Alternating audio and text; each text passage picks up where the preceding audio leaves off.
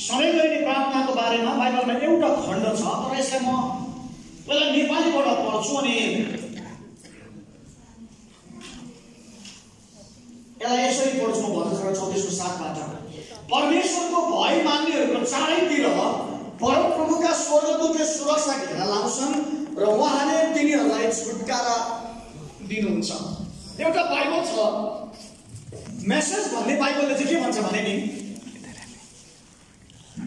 प्रार्थना गर्ने व्यक्तिको वरिपरि स्वर्गदूतले घेरा लाउँछ भनेको छ।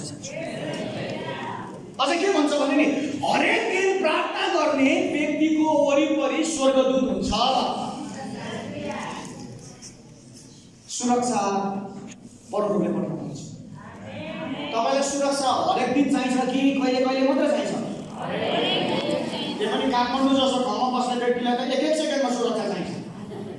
मोटरसाइकलले गाडी कुदेको हेर्दा त म त आज म एकजना भाइको ड्राइभिङमा आएको 50 चोटि त मैले मात्रै आफै ब्रेक लगाएँ होला, आफै ड्राइभर भएर पनि होला। सुरक्षा हरेक दिन चाहिन्छ अनि सुरक्षाको लागि प्रार्थना गर्नुपर्छ। मैले अस्ति पनि भने, एकजना जवान भाइ आएर मलाई के भन्यो भने, भेनाज्यू, त्यति बेला मेरो सानो कार थियो, अनि के भन्यो भने, भेनाज्यू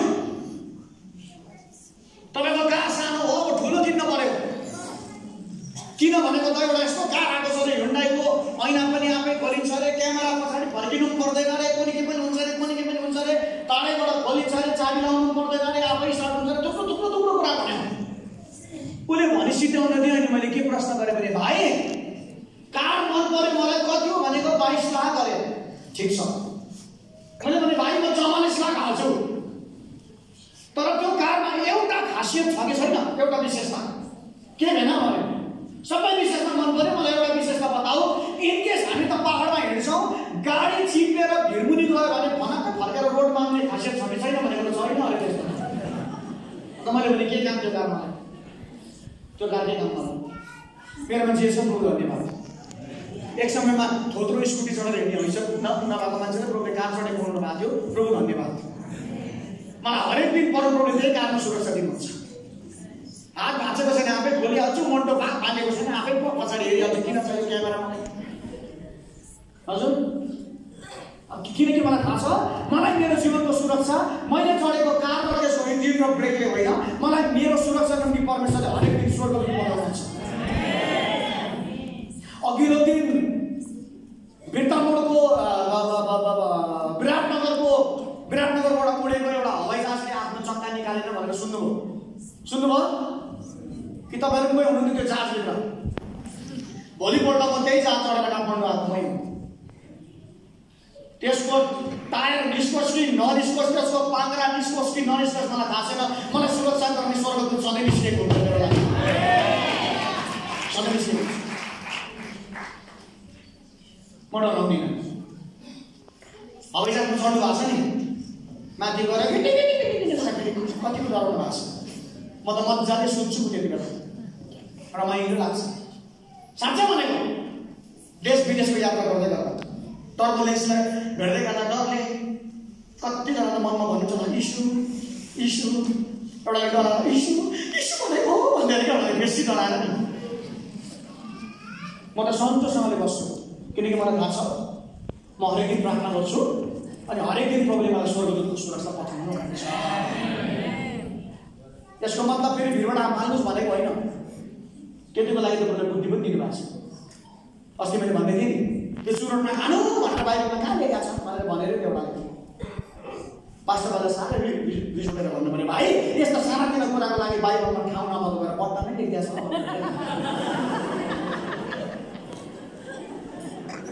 होइन त्यो बुद्धि पनि लगाउनु पर्यो नि।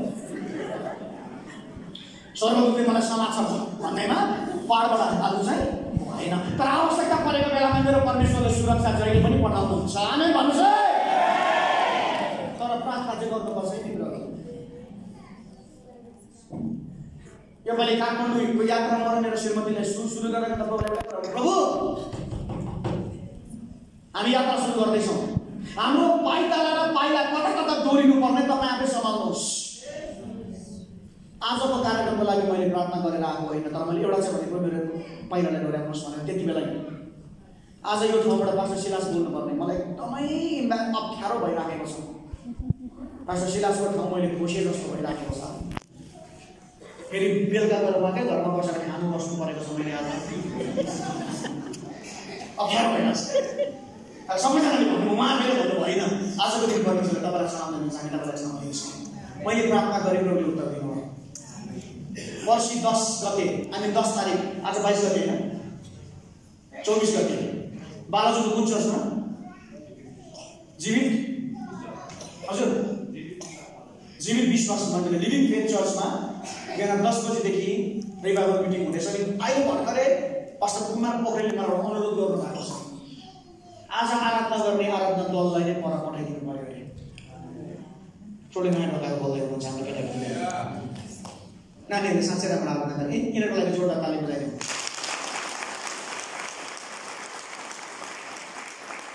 फेरि घटक्क हुने छैन नि फेरि। वर्षिप टिमले सबैभन्दा बढी घमण्ड आउँछ फेरि। म भएन भने हुँदैन, मैले गाइन भने हुँदैन, तिमीहरू भन्दा हामी नि गाउन जानेछौँ कि। ओके, प्रभुले आशिष दिनु। सबैभन्दा प्रभुले आशिष दिनु बेला भन्दैन,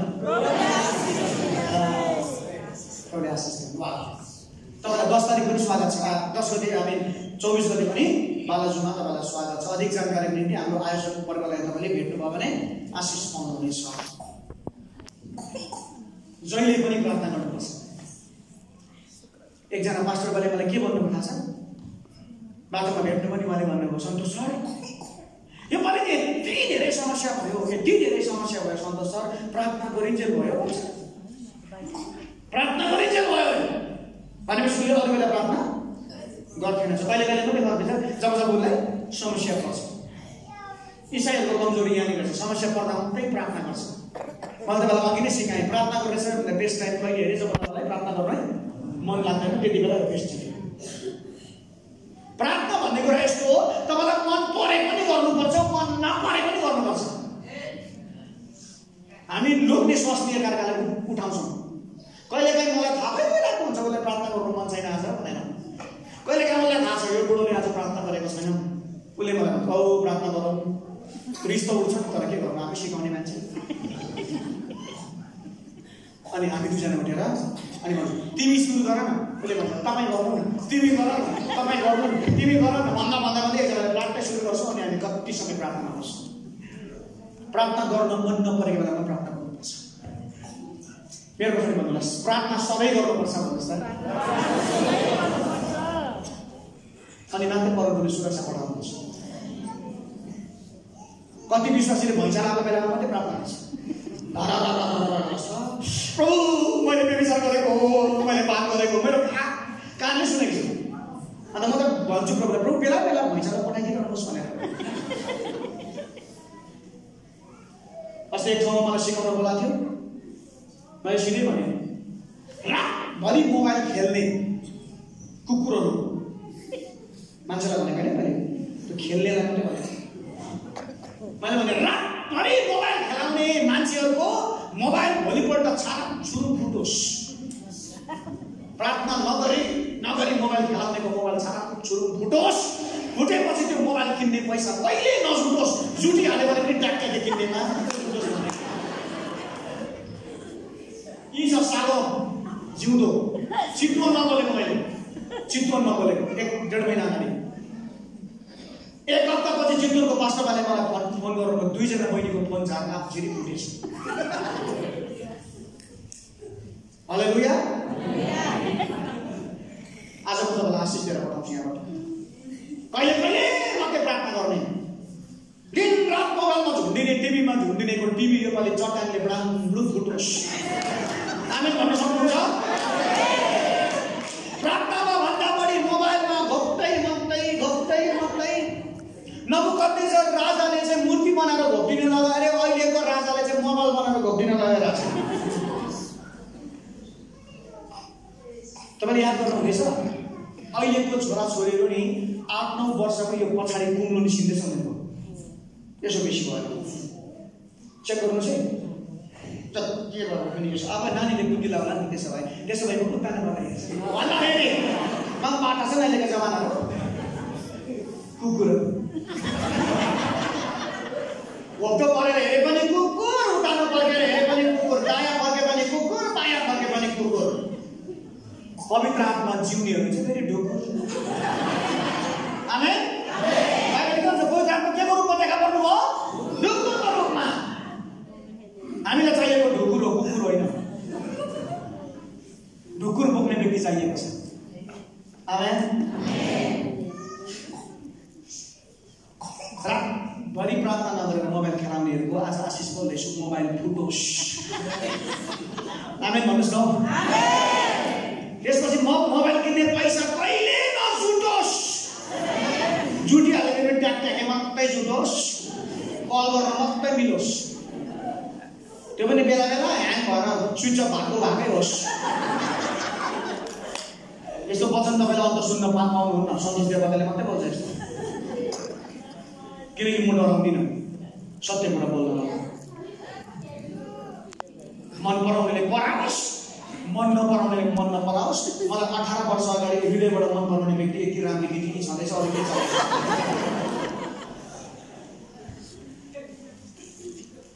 सधैँ प्रार्थना गर्नुपर्छ भन्नुहोस् त सधैँ प्रार्थना गर्नुपर्छ आज म तपाईलाई धेरै प्रार्थना गर्न लगाउँछु यहाँ त कतिले नाटक गरेका त घोडा टेकी उफ्री अब सबैजना साथ हुँदा त उफ्रिनु जसलाई पनि मन पर्छ जिन्दाबाद जिन्दाबाद जिन्दाबाद भन्ने मन पर्छ त्यस्तै हो पनि म भन्छु प्रार्थना यहाँ होइन तपाईले आजदेखि आफ्नो घरमा आफ्नो खाटबाट प्रार्थना सुरु गर्नुपर्छ हरेक सुत्ने खाट चाहिँ नि परमप्रभुको निम्ति वेदी हुनुपर्छ त्यहाँ तपाईँ खाटमा होइन वेदीमा बसेको तपाईँ बस्ने ठाउँ चाहिँ परमेश्वरको उपस्थिति आउने वेदी हुनुपर्छ अनि प्रभुले नयाँ काम सुरु गर्नुहुन्छ प्रार्थनै गर्दैन आशा मात्रै गर्छ अनि मैले एक ठाउँमा भन्दै थिएँ प्रार्थना गर्दैन अन्त तरकारी रोपेको मासु फल्छ के रोपेको तरकारी फल्छ मासु आशिष के छ बुझ्नु भयो कुरा प्रार्थना छैन केही छैन बारीमा मात्रै काम गर्यो नोकरी मात्रै गर्यो चाकरी मात्रै गर्यो व्यवसाय मात्रै गर्यो प्रार्थनाको समय छैन अन्त तरकारी रोपेको फल्ने बेलामा स्याउ स्याउ किरा पर्छ मासु पर्छ भनेको किरा पर्छ त्यसो नोकरीमा किरा पर्छ व्यवसायमा किरा पर्छ हजुर 10 लाख लगानी गरेको 2 लाखमा पसल बेच्यो भनेको कथा त तपाईँकै होला त मेरो होइन त्यो चाहिँ किरा परेको प्रार्थना भन्दा बढी अन्त तपाईँ पसलमा ध्यान दिन थाल्नुभयो प्रार्थना छैन बिहान उठेकोदेखि पसल श्रीमतीको प्रार्थना छैन हजुर अस्ति मैले भन्दै थिएँ नि एउटा पुरुषले दिनमा कति हजार शब्द बोल्न सक्नुहुन्छ अरे सक्छ अरे 12,000 एउटा पुरुषले एक दिनमा 12,000 शब्द बोल्न सक्छ अरे तर मजाको कुरा मनोविज्ञानले भन्छ एउटा स्त्रीले एक दिनमा 25,000 शब्द बोल्न सक्छ अरे होला हो होला त्यस्तै लाग्छ पक्का हो पुरुषको 12,000 त बाहिरै सिद्धिन्छ अफिसमा कोसँग झगडा गर्दा गाली गर्दा भन्दा काम गर्दा कामदारलाई 12,000 सिकेर पुरुष थाकेर लखतराम भएर घरमा आउँछ श्रीमती यत्र आँखा फुकाएर सुरु गर्छ त्यहाँदेखि आम्बो त्यति बेला पुरुषले बुझ्नुपर्छ 25,000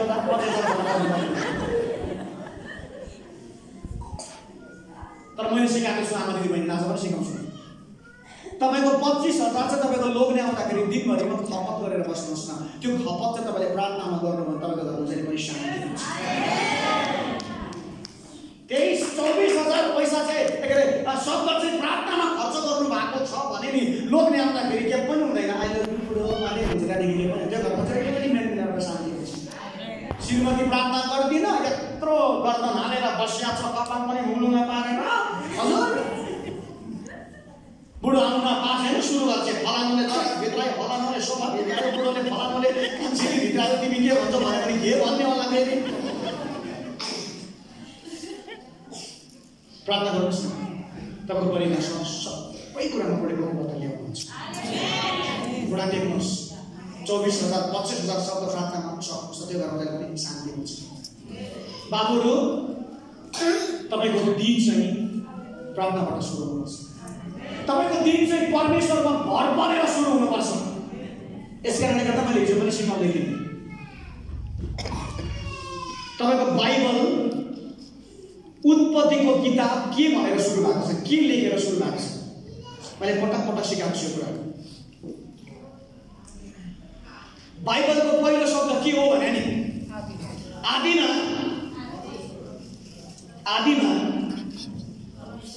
परमेश्वर, आदिमा परमेश्वरले उत्पत्ति पढ्नु भएको छैन? विश्वासीले सबैभन्दा बढी पढेको किताबै उत्पत्ति हो त। नयाँ सालदेखि सुरु गर्छौँ नि त, अब चाहिँ म वर्षभरिमा बाइबल सक्छु भनेर 1 2 3 4 13 14 सम्म सक्छ, त्यहाँदेखि बिर्सेर फेरि अर्को वर्ष फेरि त्यही उत्पत्ति गर्छ। तपाईँको त्यस्तो भएको? मेरो त कति भएको मलाई त लाज लाग्दैन त्यसो भन्नलाई। त्यही भएर सबैभन्दा बेसी मैले पढेकै उत्पत्ति हो। कोही कोही रहेछ उत्पत्ति पनि बेला बेला मात्रै पढ्दो रहेछ। एउटा मास्टरले रातभरि तास खेलेछ अरे कि, अनि बिहान पुलपिटबाट वचन माग्नु पर्ने, जुरुक्कै उठेर के भनेछ, आउनुहोस् हामी उत्पत्ति 5 पत्तीको तिर्की उठे खोलेछौँ भनेर। त्यसो पनि नहोस्। उत्पत्तिको सुरुवात के हो? आदिमा परमेश्वरले आकाश र पृथ्वी भनेको चाहिँ वास्तवमा त्यो स्वर्ग र पृथ्वी हो। आदिमा अथवा आदिमा भनेको के हो? सुरुमा परमेश्वरले आकाश अनि पृथ्वी, स्वर्ग अनि पृथ्वी सृजन भयो। त्यसपछि उहाँले पहिलो दिनमा घाम सबै कुरा गर्दै आकाश जमिन सबै कुरा गर्नु। तर बाइबलले के भन्छ भने सुरुमा, सबजनाले सुरुमा भन्नुहोस् न, सुरुमा भन्नुहोस् न। अंग्रेजी जान्नेले इन द बिगिनिङ भन्नुहोस् न। बाइबलले भन्छ सुरुमा नै परमेश्वर, त्यसपछि मात्रै अरू कुरा। सुरुमा परमेश्वर, बाइबलले चाहिँ सुरु हुन्छ नि हैन? आदिमा परमेश्वर, इन द बिगिनिङ गॉड। म इन द बिगिनिङ भन्छु, तपाईले गॉड भन्नुहोस् न। इन द बिगिनिङ सुरुमा भोक लाग्यो हो, खा जा छ। इन द बिगिनिङ दाजुभाइ, इन द बिगिनिङ पैसा हो। इन द बिगिनिङ किस्ता। इन द बिगिनिङ कुमारी ब्याङ्कबाट 50 लाख लोन हो, गयो त्यो साथी। इन द बिगिनिङ पैसा राख्नेहरू, सुरुमा पैसाका कुरा गर्नेहरू, सुरुमा पदका कुरा गर्नेहरू, सुरुमा व्यवसायका कुरा गर्नेहरूको उन्नति हुँदैन। आमेन। उन्नति हुँदैन। आमेन। र आमेन नभनेको नेपालीहरू कस्ता पाका छन्। तर सुरुमा परमेश्वरलाई राख्नेहरूको सबै उन्नति हुन्छ।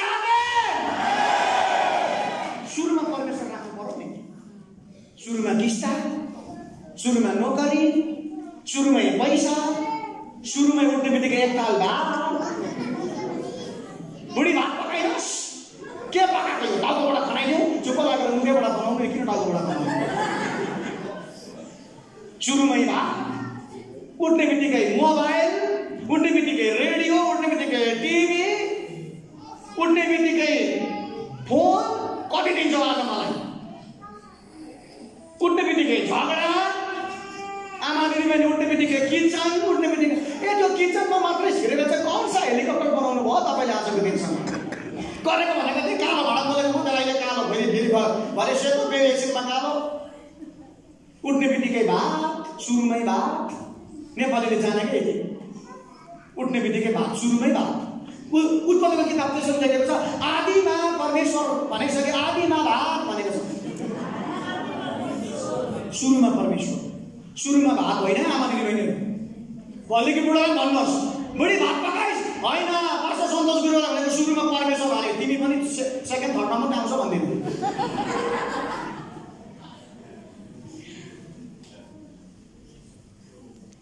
सुरुमा परमेश्वर। आमेन। अनि परमेश्वरलाई सुरुमा राख्नु भनेको चाहिँ प्रार्थना गर्नु। प्रार्थना गर्नु। सुरुमा प्रार्थना छैन, सुरुमा परमेश्वर छैन, उठ्ने बित्तिकै पैसा। फेरि भन्छु है त, सुरुमा in the beginning, in the beginning सुरुमा कतिले पैसा भनेको त अनि बिर्सेर। हाम्रो एकजना दाइ हुनुहुन्थ्यो, धेरै वर्ष अगाडि मेरो लिडरसिपमा उहाँ गट्ठाघरमा सेवक हुनुहुन्थ्यो। अनि मैले मलाई एकदिन भने दाइ यो पालिको घरेलु समितिको सञ्चालन तपाईँले गर्नुपर्छ है। हुन्छ। उहाँ चाहिँ भ्रिकुटी मण्डपमा कुर्ता बेच्नुहुन्थ्यो। त्यहाँदेखि भरि कुर्ताको व्यापार गरेर आएको ढिलो आउनुभयो। हामी मलाई पर्खिरहेको थियौँ। आउने बित्तिकै हातमा धोएर के भन्नुहुन्छ भनेको त आउनुहोस् सबैलाई क्रिस्चियनको नाउँमा जय मसीह। यति बेला हामी 475 रुपियाँको भजन गाउनेछौँ भन्छ बुढामा। दिनभरि के खेलाएर आएको? रुपियाँ खेलाएर आएको। भजनमा नै रुपियाँ बेच्छ बुढा त। दुःखको कुरा सुरुमा पैसा भयो क्या उहाँलाई, तर पछि उहाँले सब कुरा छोड्नु भयो। अहिले उहाँ प्रेरितीय पास्टर भएर प्रभु सेवा गरिरहनु भएको छ। सुरुमा पैसा होइन हौ आमाहरू, सुरुमा यत्रो किनरी होइन होइन होइन, सुरुमा परमेश्वर। तपाईँले आज सिक्नुपर्ने कतिवटा कुरा छ के भने अघि हामीले एउटा कुरा सिक्यौँ। कसको प्रार्थना? कसको प्रार्थना? यो सेसनमा मैले केबाट सुरु गर्दैछु भन्दाखेरि सुरुमा को? सुरुमा को? अझै पुकार गर्नुहोस् न। सुरुमा को? सुरुमा को? त्यसपछि सबै कुरा थपिँदै जानेछ। यही कुरालाई यसो प्रभुले वचनमा पनि पुष्टि गरिदिनु भयो। ईश्वरको राज्य र धार्मिकता पहिला खोजी गर। सुरुमा ईश्वरको राज्य र धार्मिकता पहिला खोजी गर। हामीले उल्टा गर्छौँ। ईश्वरको राज्य र धार्मिकता खोजी गर कि नगर, पहिला आफ्नो आफ्नो गोजी भर। हुँदैन। त्यो गोजीमा पुवाल पर्छ।